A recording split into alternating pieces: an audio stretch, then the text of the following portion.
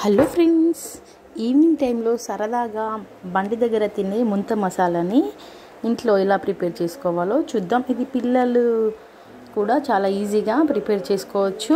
ఒకసారి ఎలా ప్రిపేర్ చేసుకోవాలో చూపించబోతున్నాను. ముందుగా స్టవ్ పైన కడాయి పెట్టుకొని 2 కప్స్ వరకు మరమరాలు ఇందులో వేసుకొని 2 మినిట్స్ వరకు ఫ్రై చేసుకోవాలి. ఇలా ఫ్రై చేయడం వల్ల ఈ మరమరాలు అనేది క్రిస్పీగా ఉంటాయి, సాగకుండా ఉంటుంది. ఇవి ఫ్రై చేసుకున్న తర్వాత ఒక మిక్సింగ్ బౌల్లోకి వేసుకోవాలి.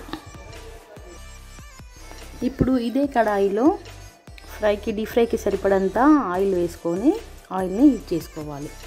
ఆయిల్ హీట్ అయిన తర్వాత చూడండి, ఇవి మక్కటుకులు, ఇవి కిరాణం స్టోర్లో దొరుకుతాయి. ఇవి 1 కప్పు వరకు తీసుకొని ఈ ఆయిల్లో ఫ్రై చేసుకోవాలి. ఈ విధంగా ఫ్రై చేసి పక్కన పెట్టేసుకోవాలి.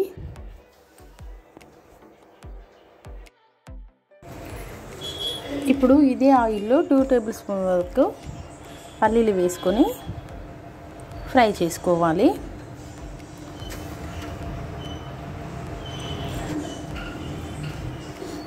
పల్లీలు ఫ్రై అయినాక తీసి పక్కన పెట్టేసుకోవాలి. పల్లీలను వేయించుకొని పక్కన పెట్టేసుకోవాలి. ఇప్పుడు ఈ మనం వేయించి పెట్టుకున్న మరమరాలలో ఫ్రై చేసుకున్న మక్కటుకులు వేసుకొని ఈ విధంగా కొద్దిగా క్రష్ చేసుకోవాలి. ఇలా క్రష్ చేసుకున్న తర్వాత ఫ్రై చేసి పెట్టుకున్న పల్లీలను ఇందులో వేసుకోవాలి. అదేవిధంగా ఒక పెద్ద సైజు ఆనియన్ సన్నగా కట్ చేసి పెట్టుకొని వేసుకోవాలి. ఒక చిన్న టమాటోను సన్నగా కట్ చేసి పెట్టి వేసుకోవాలి.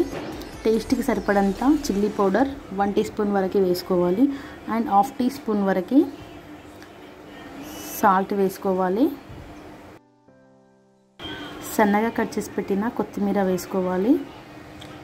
నిమ్మకాయని ఒక 2-3 డ్రాప్స్ వరకు ఇందులో వేసుకోవాలి. అది పులుపు అని ఉప్పు కారం అనేది టేస్ట్కి సరిపడంత వేసుకోవచ్చు. అని ఇవన్నీ కలిపి మిక్స్ చేసుకుంటే మనం రోడ్ సైడ్ బండి మీద దొరికే ముంత మసాలా అనేది రెడీ అయిపోతుంది. చిన్న పిల్లలైనా ఈజీగా చేసుకోవచ్చు. స్కూల్ నుండి రావంగానే ఇలా పిల్లలకి చేసి ఇవ్వండి, చాలా ఇష్టంగా తింటారు. మీకు ఎలా అనిపించిందో కామెంట్ చేయండి.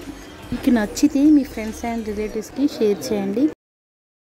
మరొక స్నాక్ రెసిపీ వచ్చేసి మొలకల ఫ్రై అండి. మొలకలను పిల్లలకి డైరెక్ట్గా ఇస్తే తినరు కదా, అందుకని స్టవ్ పైన ప్యాన్ పెట్టుకొని మొలకలను అందులో వేసేసి ఒక 5 మినిట్స్ వరకు ఫ్రై చేసి ఒక 1/2 టీ స్పూన్ వరకు ఆయిల్ వేసుకొని మరొక 5 మినిట్స్ ఫ్రై చేసి టేస్ట్కి సరిపడంత చిల్లీ పౌడర్ అండ్ సాల్ట్ వేసేసి ఒక 2 మినిట్స్ వరకు మళ్ళీ ఫ్రై చేసి సర్వ్ చేయండి. ఈ విధంగా చేస్తే చాలా ఇష్టంగా పిల్లలు తింటారు.